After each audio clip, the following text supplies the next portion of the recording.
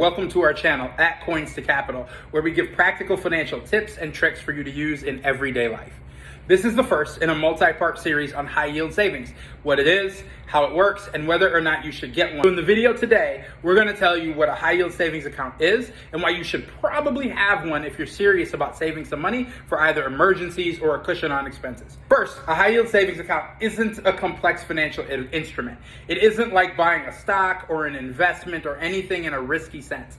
In fact, it's just a savings account, but with a higher interest rate attached in exchange for having that money working with an online bank. High yield savings account carry the same level of government-backed FDIC insurance, usually up to $250,000. It still allows you to access your money. It's still your money, and you are still fully in control, and it's fully in your possession. The two main differences is that one, your money is slightly less accessible than traditional checking or savings accounts. Think anywhere from maybe 2 days up to a week to be able to get that money accessed or transferred over. There is no brick and mortar facility, think a physical location like many of the banks that you use, to go into to get that money. Instead, you generally connect your high yield savings account to your physical bank institution and then do the transfer when you're ready to access those funds. So that's basically it. That's how a high yield savings account works, and that's why they're able to give you a bit of a higher interest rate than your normal checking or savings accounts. While it's not exactly like a CD, because CDs, as most of us know, certificates of deposit, you lock up your money for a period of time and you lose that extra interest if you take it out. High yield savings accounts give you the same interest rate, high interest rates like CDs, but are much more accessible. You can actually access them multiple times, and usually within 2 days to a week, you can get your money if you need it. So that brings us to the question, should you have a high yield savings account?